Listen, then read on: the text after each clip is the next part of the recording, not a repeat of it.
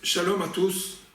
La paracha de la semaine, parashat Teruma, c'est le premier Shabbat du mois de Adar Rishon.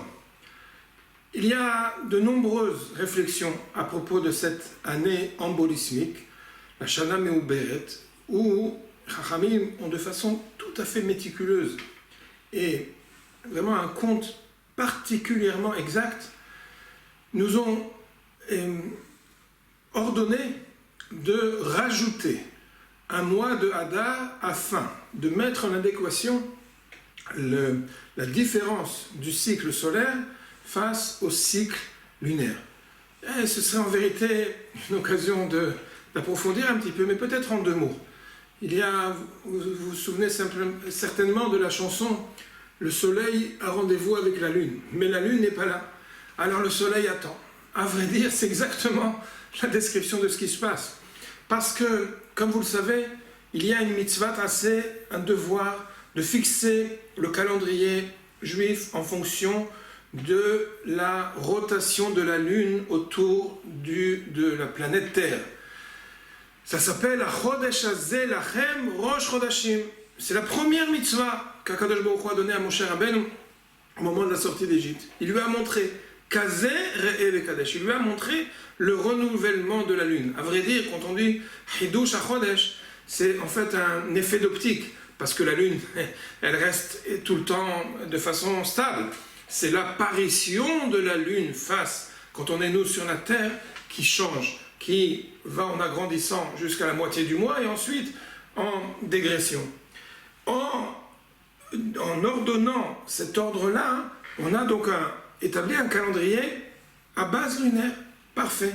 Mais d'un autre côté, Akadosh Baruch Hu a également invité, ordonné, Shemor et Chodesh Aviv.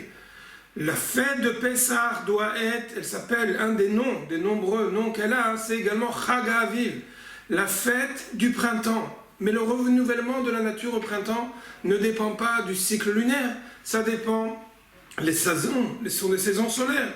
Et alors si c'est comme ça, si d'une part on doit établir le calendrier, les mois en fonction du cycle lunaire, et d'un autre côté on doit également faire en sorte que la fête de Pessah, qui tombe toujours en Nissan, parce que ça on peut pas, on n'a aucune influence. Par contre, il faut faire en sorte que Nissan soit toujours face à la saison du printemps. C'est la raison pour laquelle cette année, l'année Tavshin Pebet, est l'année embolismique, à savoir une année où on a de nouveau un mois de Hadar en plus, et c'est précisément ce mois-là dans lequel on est rentré. Je me suis permis de faire un rappel. On va peut-être dire une toute petite idée. À vrai dire, il y a une perle du Rav et du Rabbi Michabad, Zechoto Yagen Aleinu Amen. Il dit, qu'est-ce qu'avec tous ces comptes-là, on se retrouvait en fin de compte avec un mois de Hadar qui dure, au lieu de 30 jours, qui dure 60, puisqu'on a Hadar Rishon et Hadar Sheni. Très bien. Et il dit, mais c'est une occasion formidable. Pourquoi cela?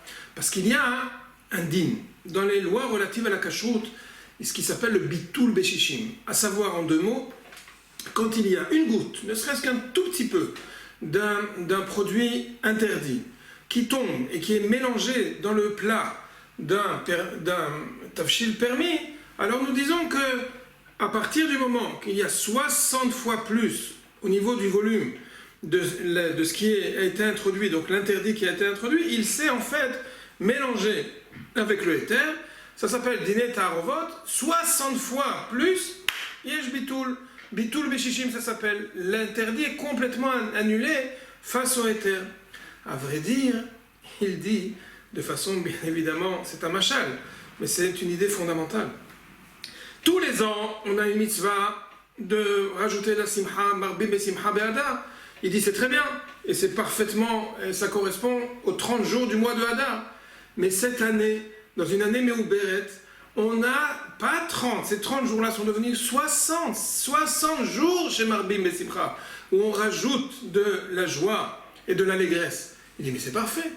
Si c'est comme ça, ça veut dire que tous les ans, même les 30 jours de Simcha du mois d'Hadar, ne sont pas capables, ils ne sont pas à la hauteur pour pouvoir annuler entièrement, puisque le bitul et les béchichim, pas avec 30, pour annuler complètement les inquiétudes de toute l'année.